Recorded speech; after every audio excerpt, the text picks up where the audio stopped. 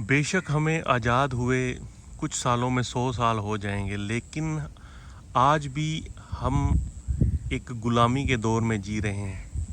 जो हम कुछ लोगों को पता है, कुछ लोगों को इसका नहीं पता। आज भी हम उन नेता लोगों के गुलाम हैं जो हमें अपने जूती से ज़्यादा कुछ नहीं समझते, लेकिन हम ये मानने को तैयार ही नहीं कि हम एक आज़ाद देश में रहते हैं।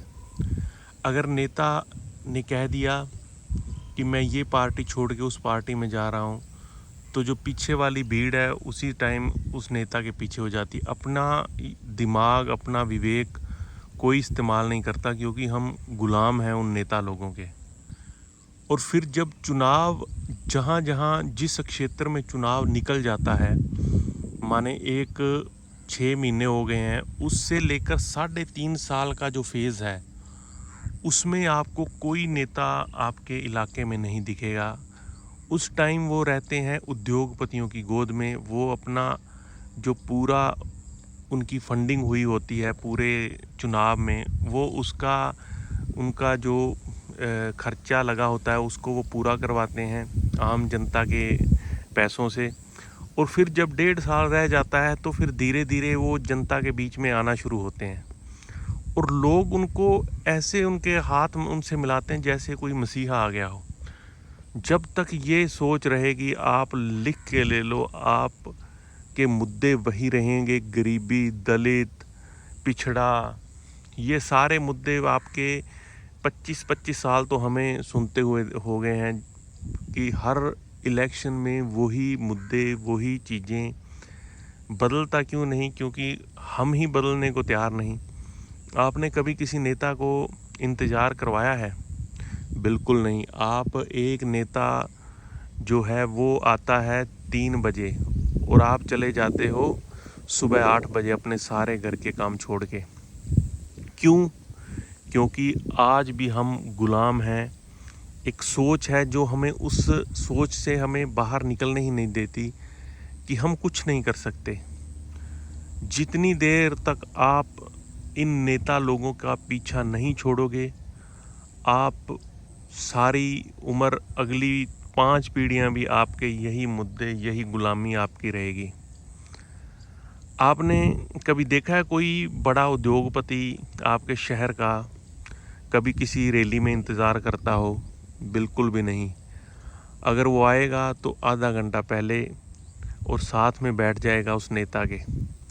और जो आप लोग झंडे लेके फिरते हो सुबह से लेकर शाम तक, जब वोट का इलेक्शन का रिज़ल्ट आ जाता है तो आपको आपकी औकात याद दिला दी जाती है। आप अपने उनके घर के गेट से अंदर भी नहीं जा सकते उसके एक चौकीदार की परमिशन के बिना।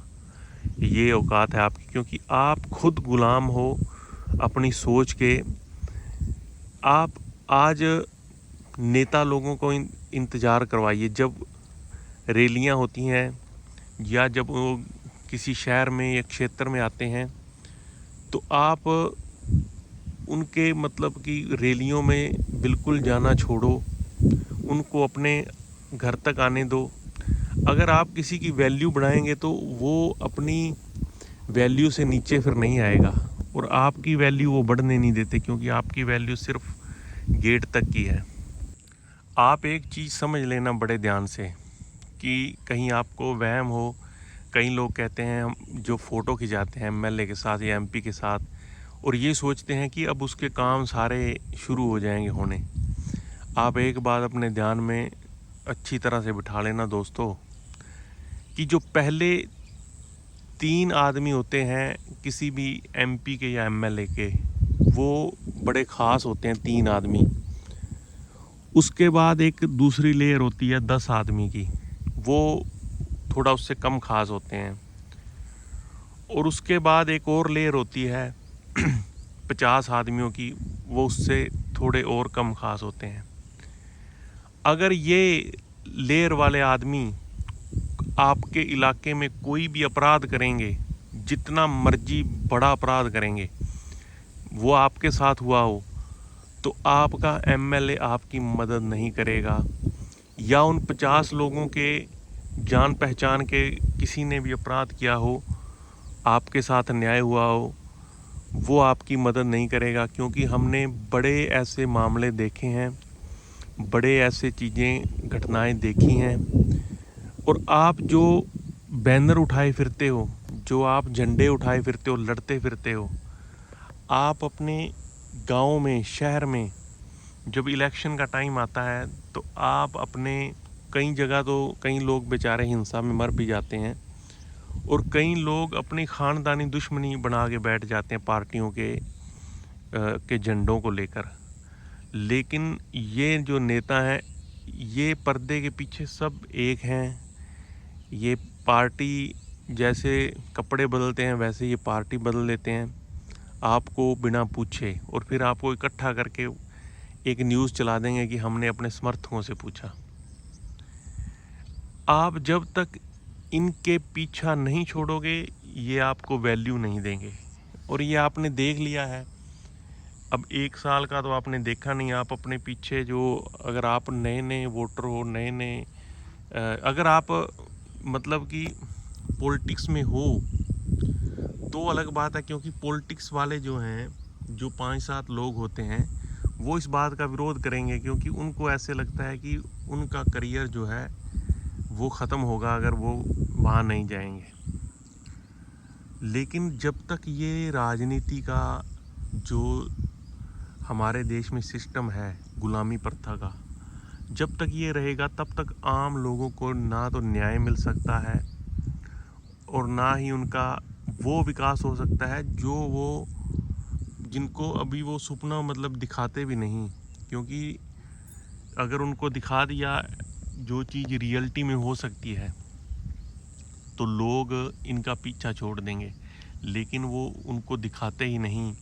क्योंकि एक बार मैं साउथ में गया था बहुत साल पहले, लगभग 2008 में, तो वहाँ पर तब लोगों को हिंदी नहीं थी आती, बहुत कम लोगों को हिंदी आती थी। तो मैंने एक आदमी से वहाँ पूछा कि आपको यहाँ पर हिंदी क्यों नहीं आती, हिंदी तो राष्ट्रभाषा है। तो उसने बोला कि जो हमारे पॉलिटिशियन हैं वो हमारे को हिंदी सीखने नहीं देते, वो हमारे जो सिलेबस है बच्चों का शुरू से, वो उनको हिंदी का मतलब कोई उनको बुक किताब कोई कुछ नहीं उनको लगाने देते। मैंने पूछा क्यों? उसने ये बोला कि अगर यहाँ के लोग हिंदी बोलेंगे या सीखेंगे तो जो सेंटर की पॉलिटिक्स है, जो सेंटर की पार्टी हैं, उनका प्रभाव यहाँ पर पड़ना शुरू हो जाएगा, क्योंकि लोग वहाँ की बोली समझेंगे।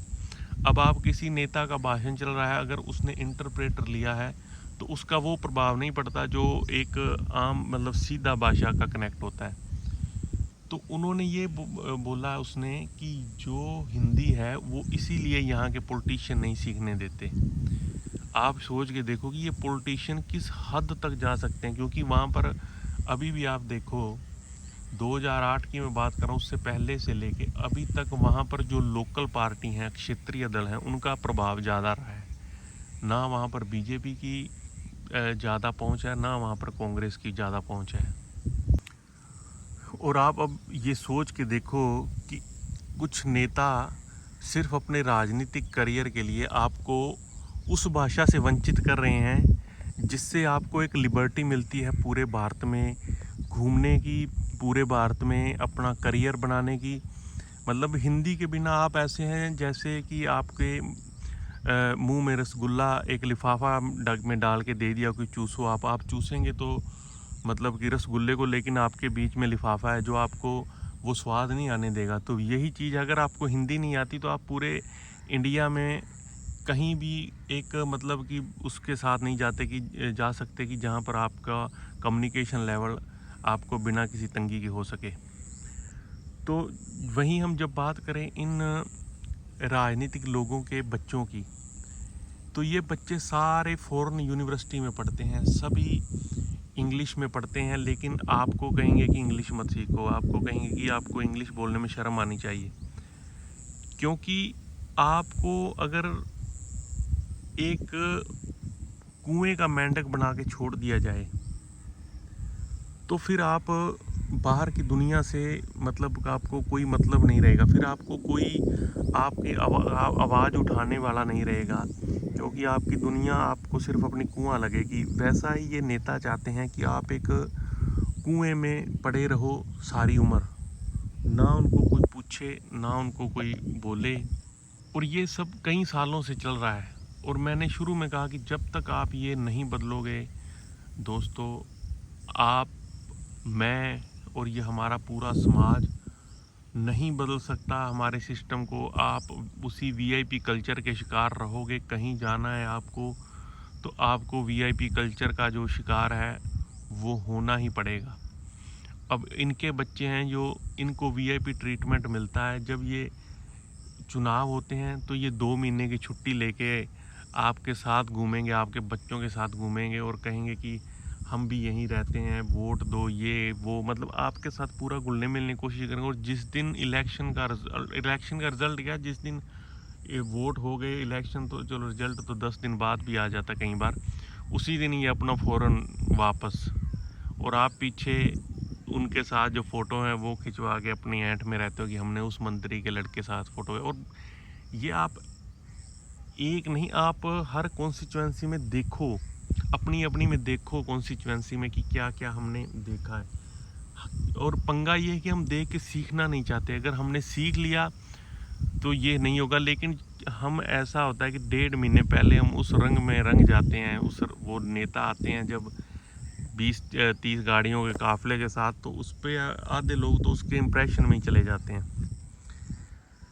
तो दोस्तों, हमें अपनी सोच बदलनी होगी अगर हमें अपना देश बदलना है, अगर हमें अपने हालात बदलने हैं। नहीं तो आपका शोषण, जो मैंने कहा कि गुलामी की जो आपकी जंजीरें हैं वो बिल्कुल नहीं टूटेंगी। जो आपका शोषण है हर लेवल पे हो रहा है, कुछ तो आपने अपनी उसको किस्मत समझ लिया है या आपको पता ही नहीं कि शोषण हो रहा है, और ये शोषण होता रहेगा अगर आप अपने आप को नहीं बदलोगे।